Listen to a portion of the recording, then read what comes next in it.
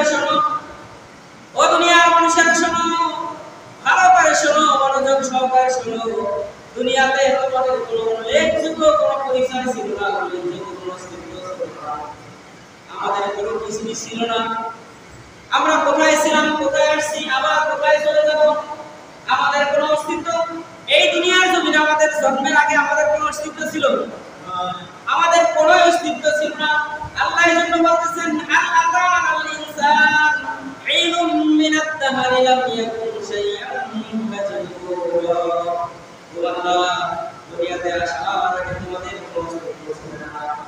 তোমরা ছিলা বাবা, তোমরা ছিলা তোমাদের মা বাবার রেহেমের মধ্যে ছিলা।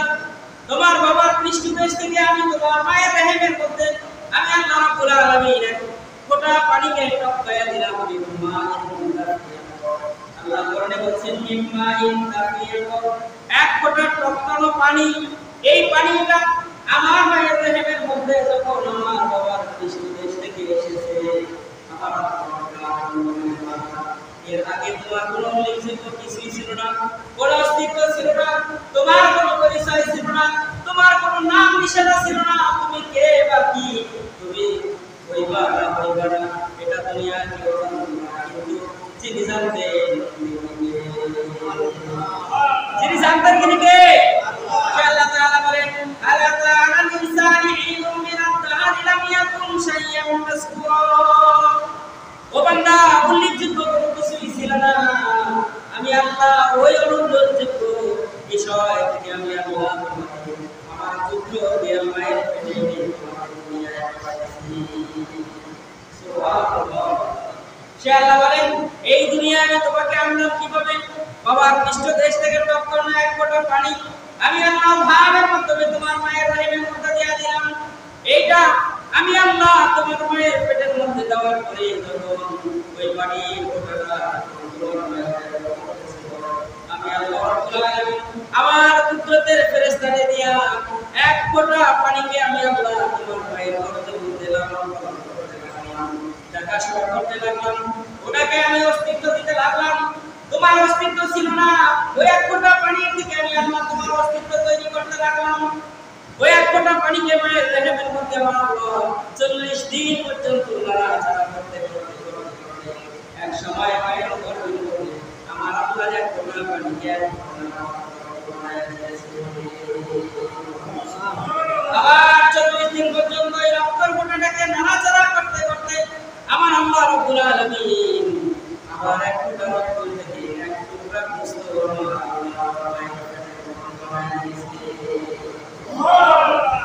এই এক ফোঁটা গোশত বানায় আল্লাহ শেষ করেন নাই। গোশতের টুকরাটা এত ছোট চোখে মানানো হবে না, ওই গোশতের টুকরাটাকে আমার আল্লাহ আমার মায়ের গর্ভের মধ্যে লালন পালন করতে লাগলেন। আস্তে আস্তে গোশতের টুকরাটা যখন বড় হইতে লাগলো, ওই গোশতের টুকরার মধ্যে আমি সলিমুদ্দিনের না করলো, আমি সলিমুদ্দিনের চোখের আকৃতি আসলো, আমি সলিমুদ্দিনের মাথার আকৃতিটা আসলো, আমি সলিমুদ্দিনের কল্লা আসলো, আমি সলিমুদ্দিনের হাত আসলো, পা আসলো, পেট আসলো। আস্তে আস্তে আস্তে আস্তে আকৃতিটা বড় হইতে লাগলো। আমার আল্লাহ মায়ের পেটের মধ্যে আমার এই গোশতের টুকরাটাকে এমন ভাবে তৈরি করতে লাগলেন, দুনিয়ার কোনো কারিগর বানায় নাই, দুনিয়ার কোনো ইঞ্জিনিয়ার বানায় নাই, দুনিয়ার কোনো মিস্ত্রি বানায় নাই, দুনিয়ার কোনো সফটওয়্যার ইঞ্জিনিয়ার তৈরি করে নাই। যিনি তৈরি করেছেন তিনি কে?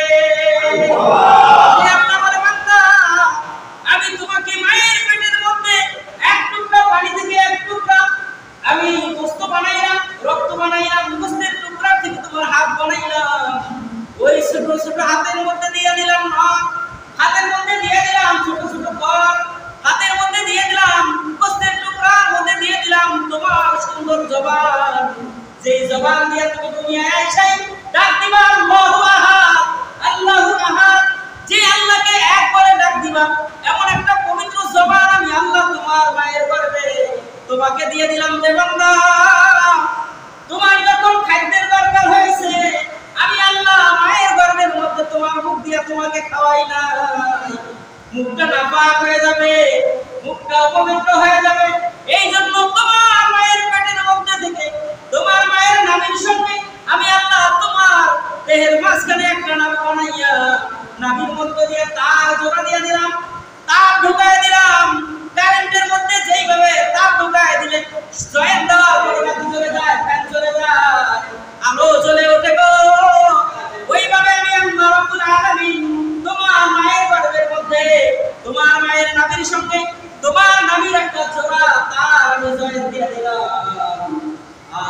যখন খাবারের দরকার হয়েছিল, আমি আল্লাহ তোমার জবান দিয়া মুখ দিয়া না খাওয়াইয়া, আমি আল্লাহ শয়তানের সঙ্গে তা খাইয়া তোমার মায়ের শরীর থেকে রক্তগুলো চুষে চুষে আমি আল্লাহ তোমাকে মায়ের বানাইছি। সে আল্লাহ বলেন, ও বান্দা, এজন্য আল্লাহ বলেন, হাল আতা আলাল ইনসান হিনুম মিনাদ দাহরি লাম ইয়াকুন শাইআন মাযকুরা। বান্দা, তুমি কিছুই ছিল না, তোমার কোনো অস্তিত্ব ছিল না, আমি আল্লাহ তোমাকে মায়ের গর্ভে দিয়া দিয়েছি। আল্লাহ তাআলা বলেন, বান্দা, এখানেই তো ক্ষান্ত নয়, তোমার দেহটা যখন আস্তে আস্তে বড় হইতে লাগলো, তোমার মায়ের আকৃতিটাও বড় হইতে লাগলো, তুমি ছোট্ট 10 ইঞ্চি একটা জায়গার মধ্যে একবারে 12 ইঞ্চি 14 ইঞ্চির একটা বাচ্চা কিভাবে থাকবে?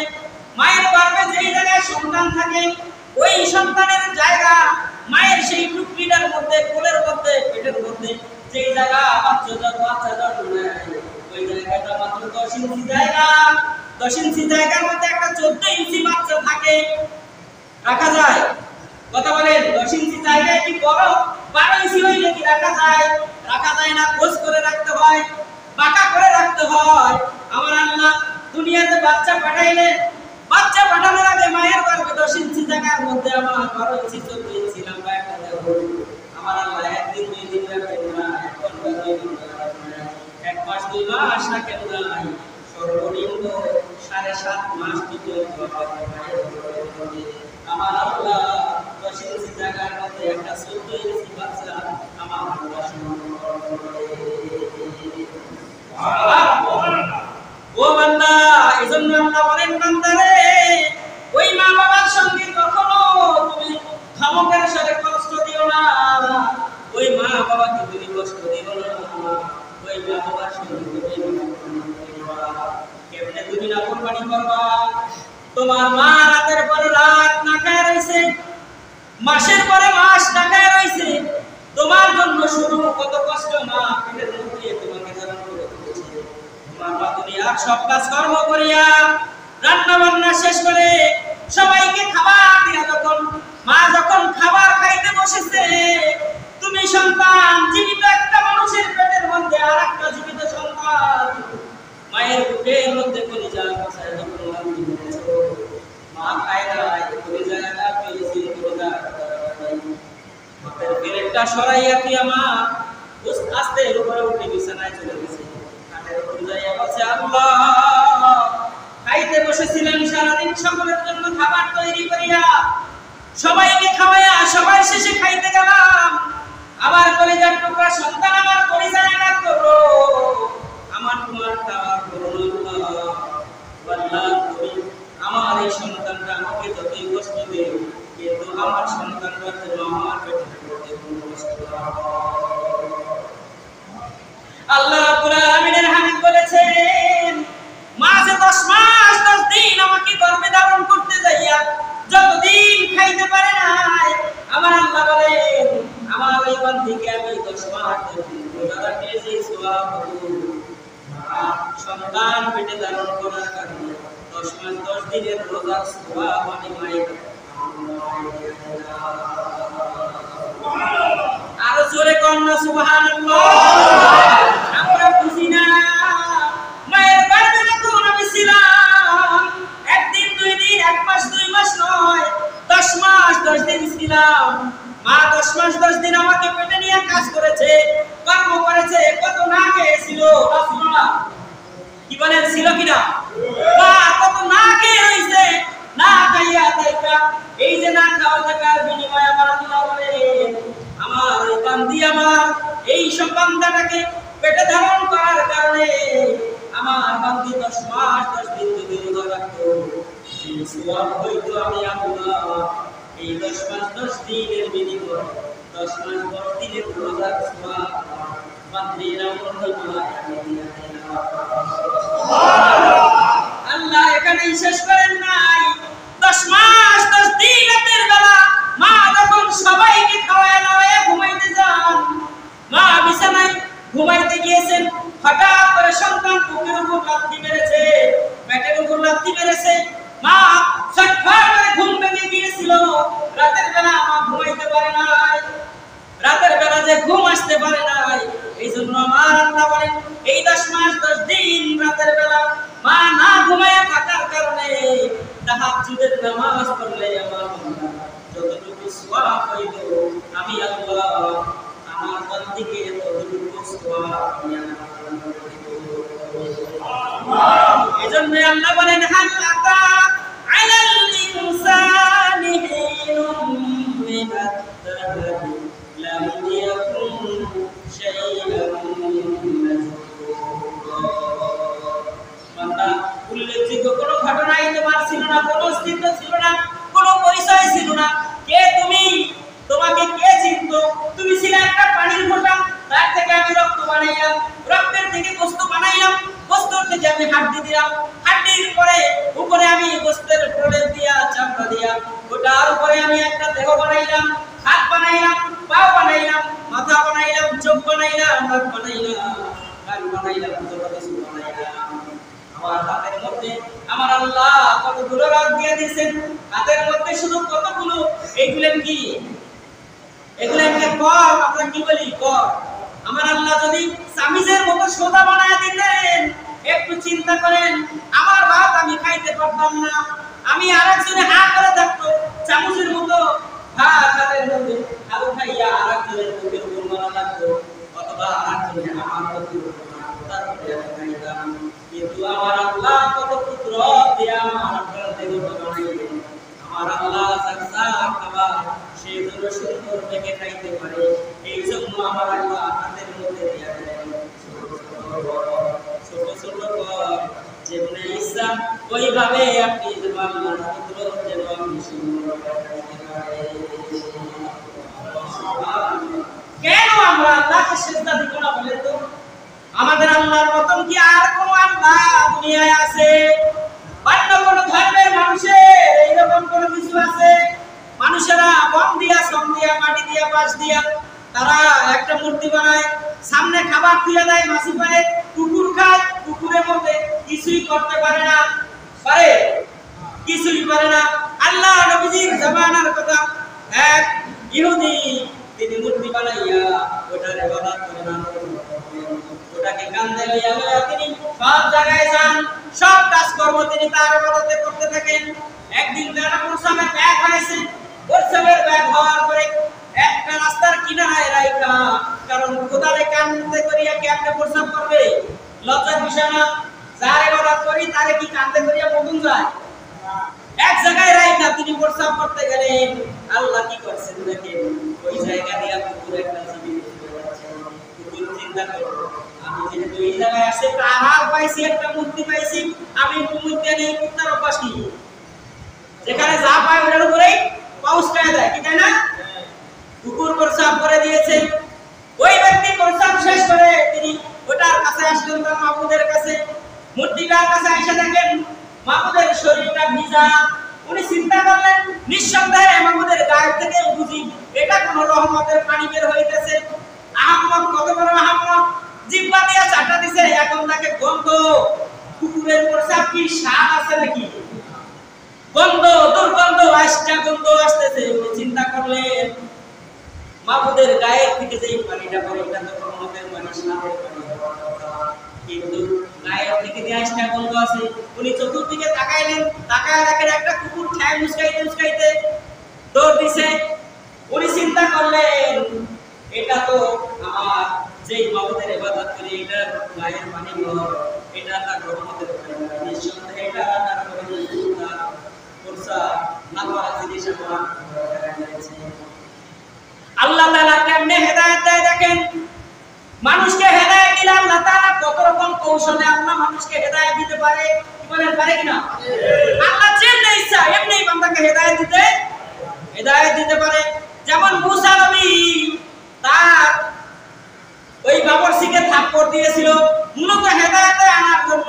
মুসার চিন্তা ছিল আমি যদি তার একটা থাপ্পড় দেই, একটা ডর দেখাই, ভয় দেখাই, ওই আমার উপর কালেমা পড়ে মুসলমান হয়ে যাবে। কিন্তু মুসা আগে থাপ্পড় দিয়েছিলেন, এক থাপ্পড়ে মরিয়া গেছে, থাপ্পড়ের সরে তিনি মারা গেছেন। তিনি তো জানতেন না থাপ্পড় দিলেই যে মরে যাবে। মূলত তার ইচ্ছা ছিল তাকে হেদায়েতের পথে আনা। আল্লাহ যদি কারো কপালে হেদায়েত না রাখে, কশিন কালেও তার কপালে কোনোদিন হেদায়েত আসবে না। আল্লাহ তাআলা দেখেন ওই মূর্তিটা দিয়ে ওই বান্দাটাকে আল্লাহ হেদায়েতে কেমনে আনতেছেন, আল্লাহ মুশরিক থেকে আল্লাহ কেমনে ঈমানদার বানাইতেছেন। কুকুরের প্রসাব দেখা তার মনের মধ্যে দ্বিধা দ্বন্দ্ব লেগে গেল, যে এই জিনিসটার আমি ইবাদত করি, ওই জিনিসটা একটা মশা তাড়াইতে পারে না, ওই জিনিসটা কুকুরকে তাড়াইতে পারে না। সে যদি খোদা হয় সবকিছু তাড়ানোর ক্ষমতা তো তার থাকার কথা। কি বলে? আমাদের আল্লাহর সব ক্ষমতা আছে না নাই? অবস্থা আমার আল্লাহর সব ক্ষমতা আছে না নাই? আর কোন খোদা দুনিয়ার আর কোন আল্লাহর আছে? আমাদের আল্লাহর যে ক্ষমতা আছে আর কারো আছে? আর কারো নাই। যত মানুষ যত কিছু ইবাদত করুক না কেন, আমাদের আল্লাহই সঠিক, আর সব কি বলেন ঠিক না? এবার চিন্তা করলেন, উনি মনে মনে চিন্তা করলেন এটা আমার কথা হইতে পারে না। উনি ঠ্যাঙ্গে ধরে আসার শুরু করলেন, এমন আসারের পরে আসার দিয়া একবার পুরা করে ফেলে দিলেন। বললেন তুমি কইলা আমার খোদা, আমি তোমার ইবাদত করি, অথচ তোমার গায়ে কুত্তা প্রসাব করেছে, একটা নিকৃষ্ট প্রাণী, তুমি এটাই খাইতে পারো না। অতএব তুমি আমার খোদা হইতে পারো না, তুমি আমার খোদা নয়। যিনি আমাকে বানাইছেন তিনিই হলেন আমার আল্লাহ। যে আল্লাহ আমাকে বানাইছেন তিনি আমার আল্লাহ, তুমি আমার আল্লাহ হইতে পারো না। আজ থেকে আমি আর মুশরিক থাকলাম না, আমি পড়ে নিলাম মধুর কালিমা লা ইলাহা ইল্লাল্লাহ মুহাম্মাদুর রাসূলুল্লাহ। হেদায়েত দেওয়ার মালিক কে? আওয়াজ দেন, হেদায়েত দেওয়ার মালিক কে? আল্লাহ ইচ্ছা করলে যেটা ইচ্ছা সেইভাবে বান্দাকে হেদায়েত দিতে পারে কি পারে না? যে আল্লাহ বলেন কাইফা তাকফুরুনা বিল্লাহি ওয়া কুনতুম আমওয়াতান ওয়া আহইয়াকুম সুম্মা ইউমীতুকুম সুম্মা ইলাইহি তুরজাউন। কাইফা তাকফুরুনা বিল্লাহ, ও বান্দা তোমরা কেমনে আল্লাহকে অস্বীকার করো? তোমরা কেমনে আল্লাহকে অস্বীকার করো? কারণ তোমরা ছিলাম মৃত, আমরা ছিলাম কি? আমরা মৃত ছিলাম। এক ফোঁটা পানি কি জীবিত? পানিটা কি জীবিত? ওটার জীবন আছে, কথা বলতে পারে, খাইতে পারে, চলতে পারে, চালাইলে চলে, আল্লাহ চালাইলে চলে, না চালাইলে বন্ধ হয়ে থাকে, যেখানে ইচ্ছা সেখানে পড়ে থাকে। আল্লাহ বলেন কাইফা তাকফুরুনা বিল্লাহ, বান্দা তুমি কেমনে আমি আল্লাহর নাফরমানি করো, আমাকে অস্বীকার করো? তোমরা ছিলাম মৃত, আমি আল্লাহ তোমাকে জীবন দিলাম, আবার আমি আল্লাহ তোমাকে মৃত্যু দিব, আবার আমি আল্লাহ তোমাকে আবার জীবন দিব।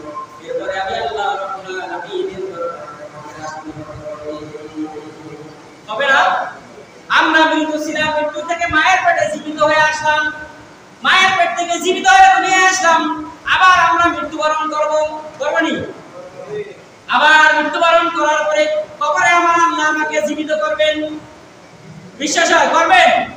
কারণ কবরে রাখার পরেই তো আপনাকে আমাকে প্রশ্ন করবেন, আর রাব্বুকা ওয়া মান দীনুকা ওয়া মান নাবিয়ুকা, তোমার আল্লাহকে, তোমার নবীকে, তোমার দিনকে, তোমার ধর্মকে বলেন তো আমাকে মারিয়া আমার যদি জীবন আল্লাহ না দেয়, কবরের মধ্যে আমাকে প্রশ্ন করবে কেমনে? আমাকে যদি কবরে জীবিত না করে আমাকে প্রশ্ন করা যাবে না। এইজন্য আল্লাহ বলেন কাইফা তাকফুরুনা বিল্লাহি ওয়া কুনতুম আমওয়াতান ওয়া আহইয়াকুম সুম্মা ইউমীতুকুম সুম্মা ইউহয়িকুম সুম্মা ইলাইহি তুরজাউন। ও বান্দা, আমি তোমাকে মৃত্যু অবস্থায় আমি এনেছি, মৃত্যু থেকে আমি তোমাকে জীবিত করলাম, আবার জীবন থেকে আমি তোমাকে মৃত্যু দিব, আবার মৃত্যু থেকে আমি আল্লাহ তোমাকে জীবন দিব। এরপরে হাসরের ময়দানে সবাইকে আমি আল্লাহ হবে কিনা? হাজির হতে হবে। এজন্য আল্লাহ রাব্বুল আলামিন বলেন বান্দা মা বাবার সঙ্গে নাফরমানি করবে না, কারণ এই দুনিয়ার শ্রেষ্ঠ সম্পদ হলো আমার আপনার শ্রেষ্ঠ সম্পদ হলো আমার মা।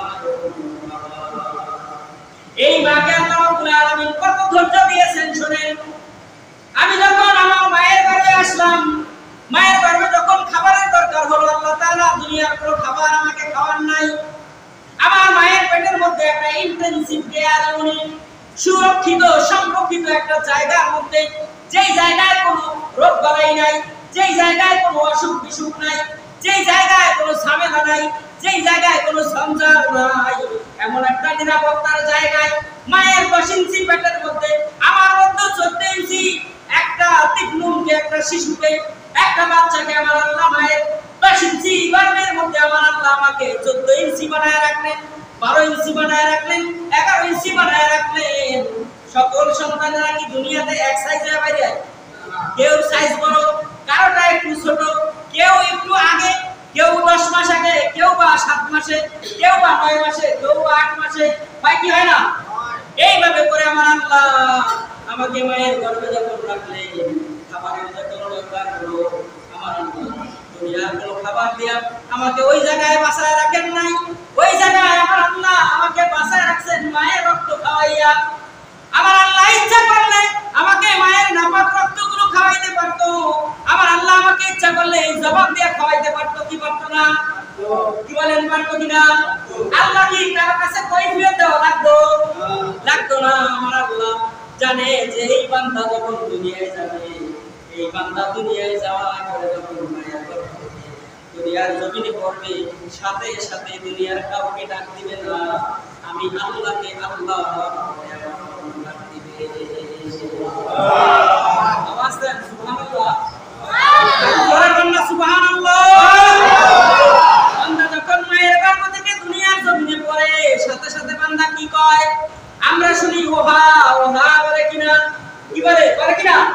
আমরা শুনি ওহা ওহা, আসলে আমরা তার ভাষা বুঝি না, সে তার জবান দিয়া আল্লাহকে ডাকে আল্লাহ, আল্লাহু ওয়াহিদুন, আল্লাহু ওয়াহিদুন, আল্লাহ তুমি এক।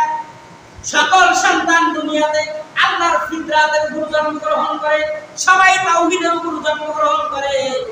দুনিয়ায় আসার পরে কেউ বা মা বাবা দেখে নামাজি সন্তান নামাজি হয়, মুসলমান হয়, কেউ বা দেখে মা বাবা সকালবেলা ঘুমের থেকে উঠে উলু উলু দেয়, ওই সন্তানটা হিন্দু হয়।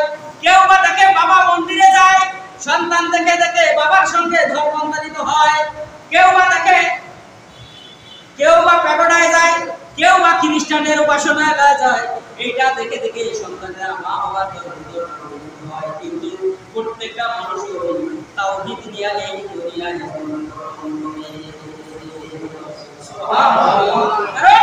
প্রত্যেকটা সন্তান মায়ের গর্ভ থেকে দুনিয়াতে আসার সাথে সাথে ডাক দেয় কাকে?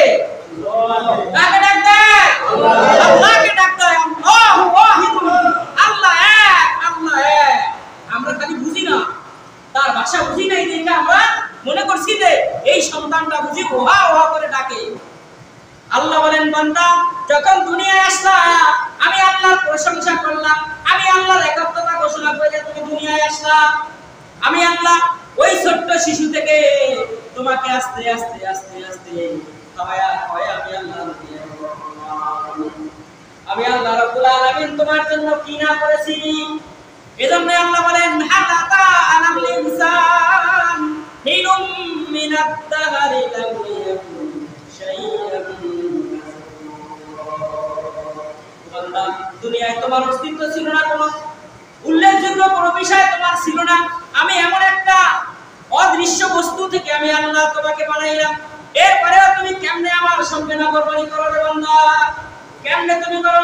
তোমাকে আমি কত ভাবে কত সুন্দর উপায় দিলাম, কত সুন্দর দেহ দিলাম, কত সুন্দর গঠন দিলাম, কত সুন্দর আকৃতি দিলাম, কত সুন্দর চোখ দিলাম। আমার আল্লাহ যদি চোখ দিলে আমাদের এই জায়গায় না দিয়া আমাদের পিছনে দিত, আমাদের পিছন দিকে হাঁটা লাগতো কি লাগতো না? জিনপরিরা পিছনে হাঁটে আর আল্লাহর বান্দারা সামনে হাঁটে। ইমানদাররা মানুষেরা হাঁটে সামনে, জিনপরিরা হাঁটে কোন দিকে? পিছনে, কারণ তাদের চোখ উল্টা।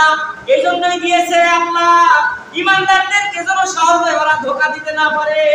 এখানেও দেখেন আল্লাহ সৃষ্টির কৌশল কত সুন্দর আমার আল্লাহ বানাইছে। সে আল্লাহ বলে, বান্দা তুমি যখন দুনিয়ায় আসলা, তুমি কি জানো তোমার মায়ের গর্ভ থেকে তুমি কি জানো তোমার মায়ের দেহ থেকে কতটুকু রক্ত পড়েছে তুমি দুনিয়ায় আসার সময়? আমরা তো কিছুই হিসাব কিতাব করি না, আমরা তো কোনো চিন্তাও করি না। আমার মা যখন আমাকে জন্ম দিলেন, এই দুনিয়ায় যখন আমি আসলাম, বিজ্ঞানীরা বলেছে আমার মায়ের দেহ থেকে কমসে কম 1 বালতি রক্তক্ষরণ হয়েছে। কয় বালতি? 1 বালতি রক্তক্ষরণ হয়েছে।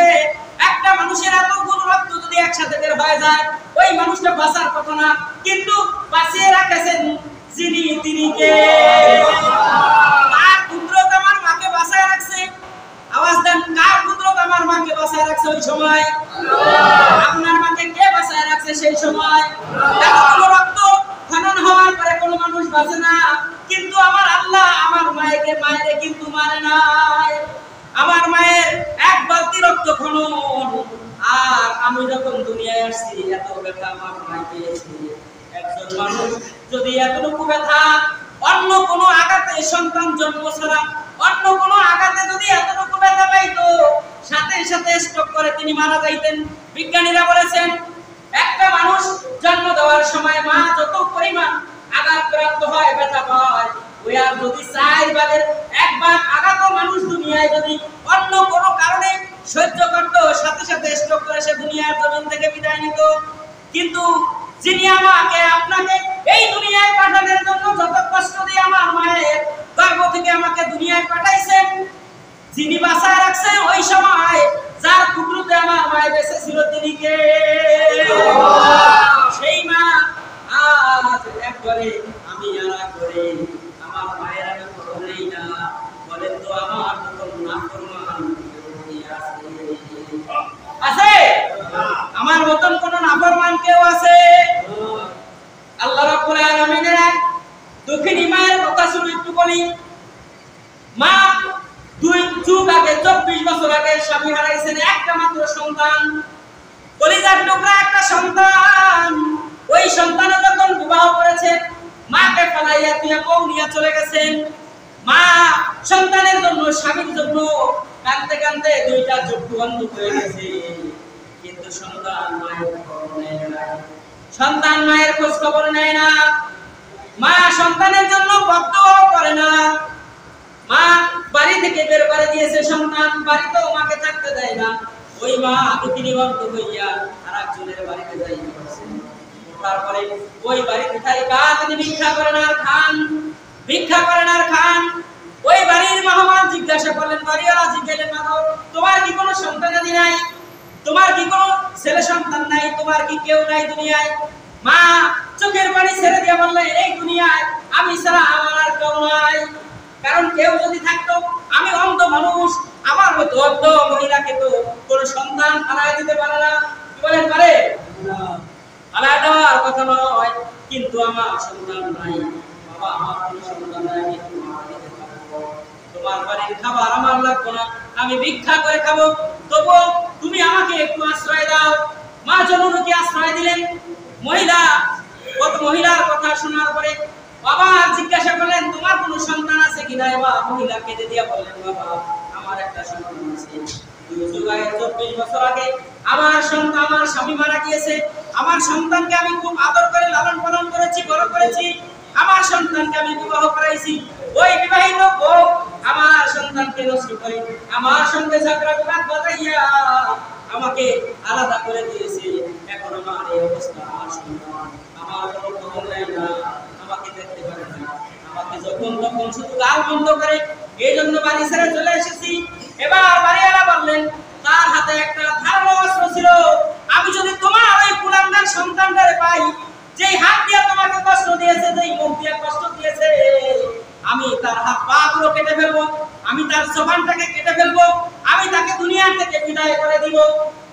মা জননী প্রত্যেকদিন যখন ভিক্ষা করে সন্ধ্যার সময় বাড়িতে আসেন, আয়েশাই তিনি ওযু করে বিছানায় শুয়ে পড়েন। মাগরিবের নামাজের ওযু দিয়ে তিনি মাগরিবের নামাজ আদায় করে নামাজের বিছানায় বসে থাকেন এশারের নামাজ আদায় করার জন্য। এশারের নামাজ আদায় করে মা জননী হাত উঠায় আল্লাহর কাছে বলেন, আল্লাহ আমার কলিজার টুকরা সন্তান আমাকে যতটা কষ্ট দিয়েছে, আল্লাহ আমি আমার সন্তানের উপর কোনো রাগ রাখি নাই, আমার সন্তানের উপর আমার কোনো ক্ষোভ নাই, আমার সন্তানের উপরে আমার কোনো অভিযোগ নাই। আল্লাহ আমার কলিজার টুকরা সন্তানটাকে তুমি সুখে রাখিও। এই নাফরমান সন্তান কিভাবে, যেই মা 5 ওয়াক্ত নামাজের পরে সন্তানের জন্য দোয়া করে, অথচ সেই নাফরমান মাকে খাওয়ায় না, তারপরেও দোয়া করে। বলেন তো পৃথিবীতে মানুষ সবচাইতে নিঃস্বার্থ ভালোবাসা যিনি দেন তিনি কে? মার বাবা হলেন নিঃস্বার্থ ভালোবাসার মানুষ। তাদের কাছে কোনো ভালোবাসার কমতি নাই, ভালোবাসার কোনো অভাব মা বাবার কাছে নাই। আপনি যতই কষ্ট দেন, মা বাবা 1 সেকেন্ডের জন্য কখনো আপনাকে থাকতে পারে না। আমাদের মধ্যে এরকম কুলাঙ্গার আছে না, মা বাবার খবর নাই না? আমাদের এই মজলিসের মধ্যে নাই মনে করছেন? এই মজলিসে নাই, মা বাবার খবর নেই এরকম নাফরমান নাই? বলেন তো আছে না নাই? আজকে এখান থেকে শিক্ষা নেন, যত অপরাধ করেছেন দুনিয়ায় যদি মা বাবা থাকে, যাই আজকে মাফ চাইবেন, বলবেন মা গো বাবা গো আমি অন্যায় করেছি, ভুল করেছি। আল্লাহ নবীজি বলেছেন হুমা জান্নাতুকা আও নারুকা, মা বাবা তোমার জান্নাত, মা বাবা তোমার জাহান্নাম। ও শুনেন, কথা শুনেন, কথা মন দিয়ে শুনেন। আল্লাহ নবীজির কথা হাসান না মিথ্যা? আওয়াজ দেন, আল্লাহ নবীজির কথা সত্য না মিথ্যা? আল্লাহ নবীজি বলেছেন হুমা জান্নাতুকা আও নারুকা, মা বাবা তোমার জান্নাত, মা বাবা তোমার জাহান্নাম। মা বাবা যদি তোমাকে দোয়া করে তুমি জান্নাতি, মা বাবার যদি মনে কষ্ট তুমি দাও ফিনার জাহান্নাম খালিদিনা ফিহা, তোমার জন্য আল্লাহর জাহান্নাম চিরস্থায়ী। বলেন নাউযুবিল্লাহ।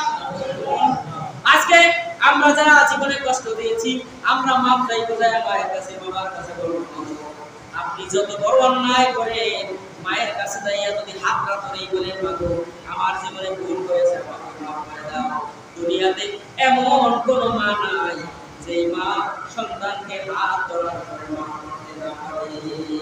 এরকম রিসুমা আছে, হাত ধরবেন সাথে সাথে মা বলবে বাবা তোমার প্রতি আমার কোনো অভিযোগ নাই, তুমি যত কষ্ট আমাকে দিয়েছো বাবা তোমার প্রতি কোনো অভিযোগ আমি রাখি নাই। আমি জানতাম আমার সন্তান কোনদিন আমাকে ফালায়া দূরে থাকতে পারে না। আমি জানতাম তোমার ভুল যখন ভাঙবে কোনো না কোনো সময় তুমি আমার কাছে আসবে। আমি তো তোমার অপেক্ষায় ছিলাম, তুমি এসেছো, আমার বাসাদর, তোমাকে আমি চিরদিনের জন্য মাফ করিয়া দিলাম। মা কখনো, বাবা কখনো সন্তানের দুঃখ কষ্ট কখনো মনে রাখে না, কিন্তু আমরা সন্তানেরা, নাফরমানেরা আমরা মনে রাখি। কি বলে রাখে কিনা? মা দুঃখিনী রাতের বেলা মাগরিবের নামাজ দিয়ে এশারের নামাজ আদায় করে, মাগরিব শেষ করে এশার পরে এশারের নামাজ আদায় করে হাত উঠে আল্লাহর কাছে বলে, এবার ওই সন্তান মাকে খুঁজতে খুঁজতে ওই বাড়িতে আসছেন। আয়েশা বাড়িওয়ালার কাছে জিজ্ঞাসা করলেন আপনাদের বাড়িতে কি এমন কোন অন্ধ মহিলা থাকে কিনা যার সন্তানাদি কিছু নাই? পরিচয় দিয়েছিল, কিন্তু আমার একটা মা ছিল, আমার মাটা আমাদেরকে ছেড়ে চলে এসেছে, আমার মাকে তো আমরা খুঁজে পাই না, আমার মায়ের অবস্থা এই রকম। বাড়িওয়ালা বলল তাইলে তোমার মা যে এরকম তোমার পরিচয় দিয়েছিল, তোমার পরিচয়ের সাথে তোমার মায়ের পরিচয় মিলে গেছে, মনে হয় যেন ওই বৃদ্ধ মহিলা তোমার মা ওই হবে, তুমি একটু অপেক্ষা করো, এখনই তিনি চলে আসবেন, মাগরিবের সময় হয়ে গেছে। এবার ওই বৃদ্ধ মহিলা বয়সের পরে নাকি ভর দিয়া হাঁটে, সোজা হয়ে হাঁটতে পারেন না, সোজা হয়ে গেছে। ওই মা জননী যখন লাঠি ভর দিয়ে আসলেন, ওই ঘরে আসার পরে আয়েশাই তিনি ওযু করলেন, তার সন্তান ঘরের আড়ালে দাঁড়ায় রয়েছেন, দেখতে থাকেন কি করতেছেন তার মা। মা আয়েশাই ওযু করলেন, মাগরিবের নামাজের সময় হয়ে গেল, মাগরিবের নামাজের সময় হয়ে গেছে। মা জননী ওযু করলেন, মাগরিবের নামাজ আদায় করে মাগরিবের নামাজের বিছানায় বসে রইলেন, আল্লাহর কাছে দোয়া করতে লাগলেন। এশারের আযান হয়ে গেছে, আবার তিনি নামাজে বসে পড়লেন, নামাজ আদায় করে এবার হাত উঠাইলেন। সন্তান যে মাকে মা বলে ডাক দিবে এই সাহসটা সন্তানের কলিজার ভিতরে নাই, কারণ মায়ের সঙ্গে যেই নাফরমানি করেছে, মাকে যে কষ্ট দিয়েছে, মাকে মা বলে ডাক দেওয়ার মতন সাহস তার মধ্যে হয় না। এবার মা জননী যখন নামাজ পড়ে হাত উঠাইয়া তখন আল্লাহর কাছে বলে, আল্লাহ আমার সন্তান আমাকে যত কষ্ট দিয়েছে, আল্লাহ আমি তোমার নামাজের বিছানায় বসে নামাজ আদায় করি। আল্লাহ আমি তোমার কাছে খালেস দিলে বলতেছি আমার সন্তানের প্রতি আমার বিন্দু মাত্র কোনো অভিযোগ নাই। আমার সন্তানটা কি অবস্থায় আছে আমি জানি না। ও আল্লাহ তুমি আমার সন্তানটাকে সুখে রাখিও। এবার সন্তান হাওমাও করে দরজার সামনে থেকে কেঁদে উঠলেন, বললেন মা গো, যেই সন্তানের জন্য তুমি এতদিন কাঁদলা, যেই সন্তানের জন্য তোমার সেই নাফরমান সন্তান এবার তোমার কোলের মধ্যে চলে এসেছে। মা এবার সন্তানকে পাইয়া বুকের মধ্যে জড়ায়া ধরে বললেন বাবা আমি জানতাম আমার সন্তান আমাকে যত কষ্টই দেব না কেন কোনদিন আমার সন্তান আমাকে কোনো না কোনো সময় আমার সন্তান ফিরে আসবেই। মায়ের কলিজা কিরকম চিনে না, মায়ের কলিজাটা কিরকম, কিন্তু সেই মায়ের জন্য আমাদের কোনো দরদ নাই, সেই মায়ের জন্য আমাদের কোনো মায়া নাই, সেই মায়ের জন্য আমাদের কোনো মহব্বত আছে? মহব্বত নাই। আল্লাহ নবী সাহেব হযরত আবু হুরায়রা রাদিয়াল্লাহু তাআলা আনহু রাতের বেলা আল্লাহ নবীজির সামনে আয়েশা হাওমাও করে কাঁদতেছেন। আল্লাহ নবীজি বললেন আবু হুরায়রা তুমি কাঁদো কেন? আবু হুরায়রা বললেন ইয়া রাসূলুল্লাহ ইয়া হাবিবাল্লাহ আমার মা আমাকে মেরেছেন, এত জোরে মেরেছেন ইয়া রাসূলুল্লাহ আমার মা আমাকে মেরেছেন, এইজন্য আমি কাঁদতে আছি। আল্লাহ নবী বললেন তুমি কেন, তোমার মা তোমাকে কেন মেরেছে বলো? এবার আবু হুরায়রা বললেন ইয়া রাসূলুল্লাহ আমি আপনার দরবার থেকে গত রাতে যাইতে বাড়িতে একটু বেশি দেরি হয়ে গেছিল, রাত বেশি হয়েছিল। আমি বাড়িতে যাই তখন মা বলে ডাক দিয়েছিলাম। আমার মা ঘর থেকে একটা লাঠি নিয়ে আইসা বললেন যে আবু হুরায়রা তুমি এত রাত পর্যন্ত কোথায় ছিলা? যখনই আমি আপনার কথা বললাম তখন ওই মা আমাকে, আমার মা হলো মুশরিকা, আমার মা হলো কাফের, আপনি রাসূলের কথা শোনার সঙ্গে সঙ্গে তার হাতের লাঠি দিয়া শরীরে যত শক্তি ছিল সব দিয়ে আমাকে পিটাইছে ইয়া রাসূলুল্লাহ। এইজন্য আমি আপনার দরবারে চলে এসেছি, আমি কাঁদতে আছি। আল্লাহ নবীজি বললেন আবু হুরায়রা তুমি তোমার মায়ের বিরুদ্ধে আমার কাছে নালিশ করতে আইছো? আল্লাহ নবী সাহেব বললেন না আমি নালিশ করতে আসি নাই। এবার আল্লাহ নবী বললেন তাহলে কেন এসেছো বলো? এবার আবু হুরায়রা বলেন ইয়া রাসূলুল্লাহ ইয়া হাবিবাল্লাহ আমি জানি আল্লাহর নবীজি যদি কারোর জন্য দোয়া করেন সেই দোয়া আল্লাহ বিফলে ফেলায় না। আপনি আমার মায়ের হেদায়েতের জন্য একটু দোয়া করেন, আমার মাকে যেন আল্লাহ রাব্বুল আলামিন হেদায়েত নসিব করে দেয়। আল্লাহ নবীজি হাত উঠাইলেন, দোয়া করলেন আল্লাহুম্মা ইহদি আইম্মা আল্লাহুম্মা ইহদি উম্মা আবি হুরায়রা। ও আল্লাহ তুমি আবু হুরায়রার মায়ের হেদায়েত দিয়ে দাও। আল্লাহ নবীজি হাত উঠাইছেন, আবু হুরায়রা হাত উঠাইছেন সাথে। আল্লাহ নবীজি বলেন আল্লাহুম্মা ইহদি আবু হুরায়রা, আল্লাহ তুমি আবু হুরায়রার মায়ের হেদায়েত দাও। আবু হুরায়রা মুনাজাত থালায় দিয়ে দৌড় দিছে। আল্লাহ নবীর লাগে মুনাজাত দেওয়া, এখন আর মুনাজাত দেয় না, থাইছে। আর আবু হুরায়রা হলেন একজন শান্তশিষ্ট মানুষ, ভদ্র মানুষ। তিনি যখন দৌড় দিছেন সামনে সাহাবায়ে কেরামরা পড়ছেন, আবু হুরায়রাকে আটকায় ধরলেন, বললেন আবু হুরায়রা দৌড়াও কা, তোমার কি হয়েছে? আল্লাহ নবীজি কি কাফেররা কোনো আঘাত করছে? বলেন যে না, কেউ আল্লাহ নবীকে আঘাত করে না, আমাকে ছেড়ে দাও, আমাকে দৌড়াইতে দাও। আমি দৌড়াইয়া যাইতে চাই, আমি দৌড়াইয়া আমার বাড়িতে যাইতে চাই, আমি দেখতে চাই আমি আগে দৌড়াইয়া আমার বাড়িতে যাইতে পারি না আমার নবীজির নিক্ষিপ্ত তীরের দোয়াটা আমার আল্লাহ আমার বাড়িতে আমার দৌড়াইয়া যাওয়ার আগে পৌঁছায় দিয়েছে। সুবহানাল্লাহ। হযরত আবু হুরায়রা সবাইকে সারায়া দৌড় দিলেন বাড়িতে। আজকে বাড়িতে যাইয়া দরজায় যখন ডাক দিলেন তোমার আবু হুরায়রা তোমার সামনে আসছে। গত রাতে যেইভাবে কর্কশ ভাষায় খারাপ ভাষায় সন্তানকে মারছেন, খারাপ ভাষা ব্যবহার করেছেন, এখন আর ঘর থেকে খারাপ ভাষা আসে না, এবার ঘর থেকে আওয়াজ আসছে বাবা আবু হুরায়রা তুমি একটু অপেক্ষা করো বাবা, আমি গোসল করেছি, কাপড়টা পাল্লাই আমি তোমাকে দরজা খুলে দিচ্ছি। গতকাল খারাপ ভাষায় কথা বলেছেন, আজকে আর খারাপ ভাষা নাই। তার মানে মনের মধ্যে আল্লাহ নবীজির নিক্ষিপ্ত দোয়ার তীরটা আবু হুরায়রার মায়ের কলিজার মধ্যে আল্লাহ আগেই ঢুকায় দিয়েছে। সুবহানাল্লাহ। এবার আবু হুরায়রার মা দরজা খুলে দিলেন, বললেন যে বাবা গতকাল রাতে আমি যখন তোমাকে মেরেছি তারপর আমার মাথার মধ্যে একটা চিন্তা ঢুকেছে, রহমাতাল লিল আলামিনের মতো ভালো মানুষ আল্লাহর জমিনের উপরে আরশের নিচে কি আর কেউ আছে? আমার আপনার নবীর চাইতে ভালো কোন মানুষ আর দুনিয়ায় একজনও আছে? ওই ভালো মানুষের দরবার থেকেই তো আমার সন্তান আসলো, আমি কেন আমার সন্তানটাকে মারলাম? ও বাবা, আমার মনের মধ্যে অনুশোচনা এসেছে, আমার সন্তান নিঃসন্দেহে ভালো জায়গা থেকে এসেছে, আমি আর আমি আর মুশরিক থাকতে চাই না, আমাকে নিয়ে যাও মুহাম্মাদের দরবারে, আর আমাকে ওই নতুন কালেমা পড়ায় দাও, ইলাহা ইল্লাল্লাহ মুহাম্মাদুর রাসূলুল্লাহ। আবু হুরায়রার মা মুসলমান হয়ে গেলেন না। ও মুসলমান, আমরা যারা মা বাবাকে কষ্ট দেই, কষ্ট দিয়েছি, আমাদের যাদের মা বাবা আছে দয়া করে হাতে ধরে পায়ে ধরে মা বাবার সঙ্গে অন্যায় করিয়েন না। কারণ আল্লাহ নবী বলেন হুমা নারুকা হুমা জান্নাতুকা আও নারুকা, মা বাবা তোমার জান্নাত, মা বাবা তোমার জাহান্নাম। জান্নাত এবং জাহান্নাম কিন্তু দুনিয়া থেকেই কামাই হয়, মরলে কিন্তু হয় না। জান্নাত কি দুনিয়া থেকে কামাই করে নেওয়া যাবে, না কবরে যায় কামাই করবেন? আওয়াজ দেন, জান্নাত কি দুনিয়ায় না কবরে? কামাই করতে হবে দুনিয়া থেকে, না কবরে যাইয়া? দুনিয়া থেকে। এইজন্য আল্লাহ নবী বলেন হুমা জান্নাতুকা, তোমার মা বাবা তোমার জান্নাত, হুমা জাহান্নামুকা, তোমার মা বাবা তোমার জাহান্নাম। অতএব সাবধান, মা বাবাকে যারা কষ্ট দিয়েছি আজকে তওবা করব, মা বাবার কাছে যায় মাপ চাইবো, বলবো মা বাবা আমার আমি আপনাকে অপরাধ করেছি, আপনাদের সঙ্গে মাপ চাই, আল্লাহর রাস্তায় আপনি আমাকে মাফ করে দেন, আমাকে মাথায় হাত দিয়ে দোয়া করে দেন, আমি যেন একটা নেককার সন্তান